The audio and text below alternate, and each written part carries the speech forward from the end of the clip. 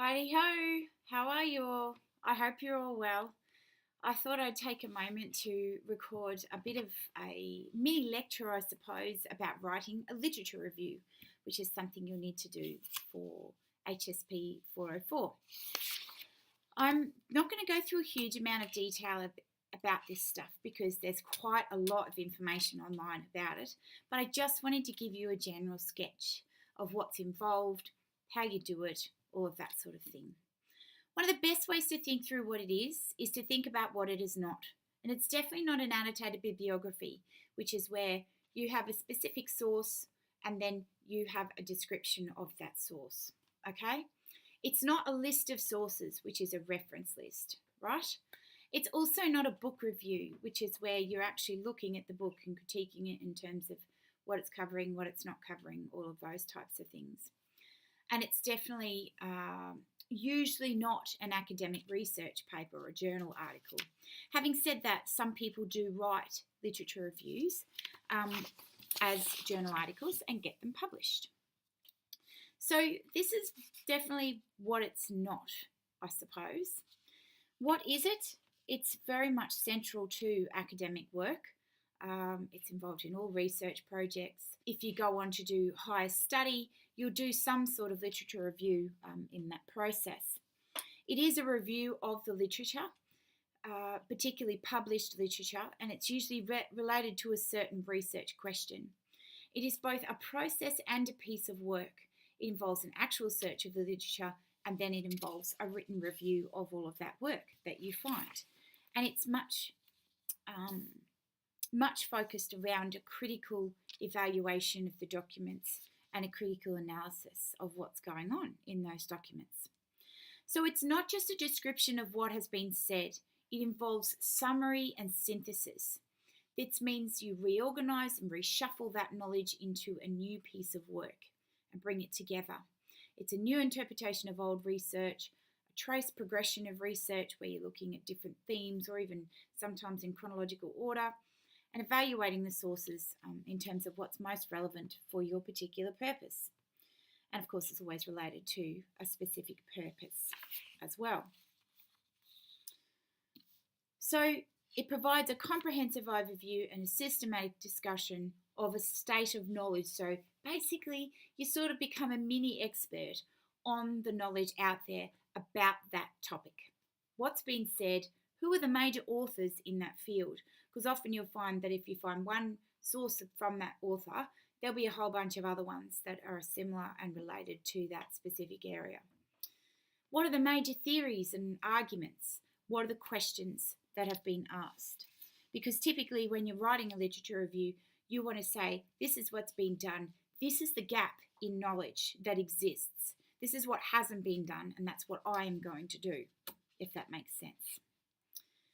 So it pulls together the arguments and ideas of scholars, and the best way to do this is to go out and find the material, divides the works into different types of categories, pros and cons, the criticisms of this approach, the support perspectives of that approach, all of those types of things. It explains similarities, differences, points of contention or debate. It highlights the strengths and weaknesses in the arguments, the ideas, and sometimes even methods of particular studies. And it makes conclusions based on those strengths and weaknesses or gaps in knowledge. Now, it's useful to think about this in terms of a whole bunch of different questions. What are the key sources, major issues and debates about the topic? What are the political standpoints, origins and definitions of the topic? What are the key concepts, theories, ideas, epistemological or ontological grounds for the discipline? How is knowledge on the topic structured and organised? And what are the main questions and problems that have been addressed to date? Now, you might not need to cover off all of those. In fact, just a couple of those questions might be what you need to focus on, like what are the major issues and debates? But it's a good way of thinking about all of the different things that you might need to cover off on.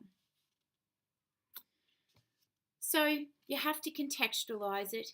What are the historical arguments, the political issues, the social issues, and demonstrate the relation of the current project that you're trying to do to the previous studies and literature in general. Then you have to test your research question against what is known. Most importantly, it defines and limits your project if you're doing a research project, and basically saying, this is what I'm doing this project because there's this gap in knowledge. And most importantly, it's identifying the gaps in the work so that you can create a space for your own work in terms of originality and rationale and so forth. So there's a lot of different involved processes when it comes to how you conduct a literature review. All of these will be part of it, where you're exhausted, where you're absolutely frustrated out of your mind, where you've finally finished and you can go to the pub. But so I thought I'd step through these processes very quickly. First, you need a research question, whatever form that might be. Second, you need to actually search for your literature. You'll do this using your library databases, your library catalogue if you're looking for specific books, all of that sort of stuff. You'll start with a broad scan, and then, when you've found a few articles, you'll go off and find the articles in their reference lists, all right, and make it more specific. So it starts a broad scan, and you keep doing that process as you're going over and becoming more specific in your reading. Your question might change as you go, all of those types of things. So your search can often be facilitated with the use of a concept map. Read really broadly, get a feel for the field itself.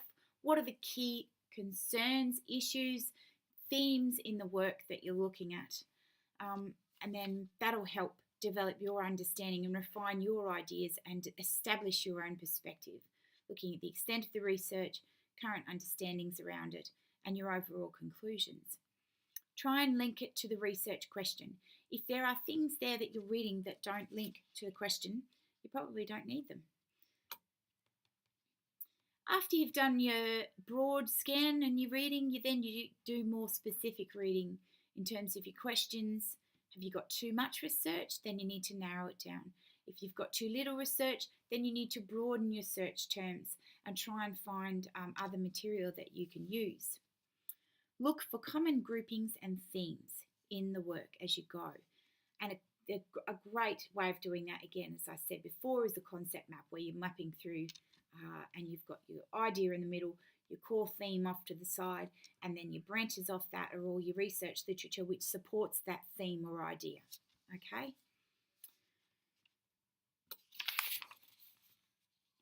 Critical reading is pretty important, thinking about what the major issues and authors are or views, the explanations of different things or ideas. What are the similarities, differences, and relationships between research projects? So you've got 3 projects here who support this particular perspective, but this person over here found something totally different.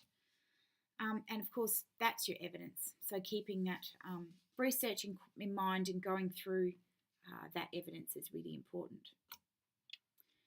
Using note-taking is really vital when it comes to literature reviews, because often you read something and then you don't take any notes, you can't remember where it was, who said it. Really, really important that you take notes. Sometimes it's good to write down your reactions to a particular piece of work on the side in the margins and things. This is relevant, this is not relevant, that sort of thing. And make sure that it's not just a general summary, that you're actually thinking critically about how it's important and why you need to include it. So how do we write it? First, the literature needs to be planned and organised. Then the literature review needs to be structured around those key themes. And third, you need to actually write it. Good notes will obviously be a massive help here. It's already in your own words. You can draw on that to start writing up your draft. Make sure it's focused around your purpose, and you've got your vertical thread which runs through your literature review, where you're saying things like,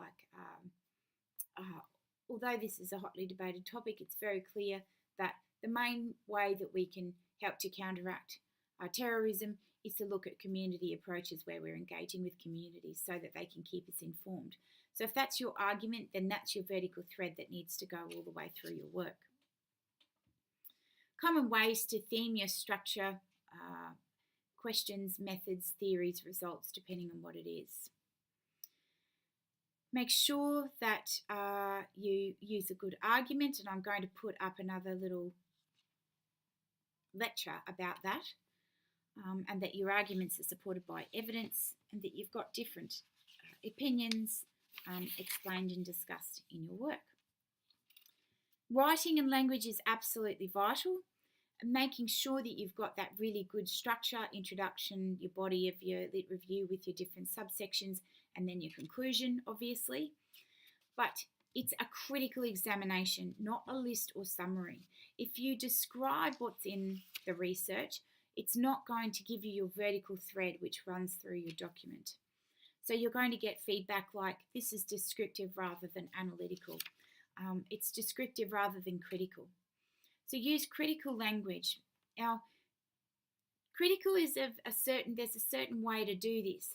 It's not things like, this was absolute crap and offered nothing of value whatsoever, and by the way, the author ought to be shot.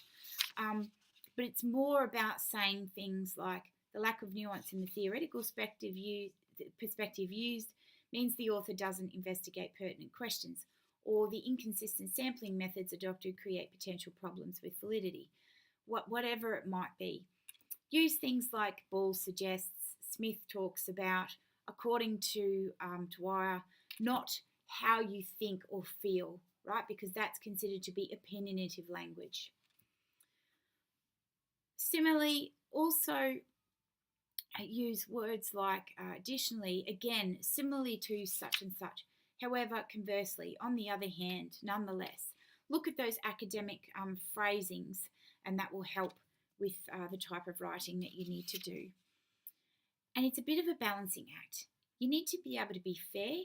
You need to think, if someone read this, if the author of this piece read what I was talking about in relation to their piece, what would they say?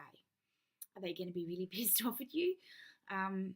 Or are they going to be pleased with the way that you're engaging with their academic work? So make sure you keep that in mind as you're writing your work. So you need to be fair, but also convincing and decisive. Sound confident in your writing.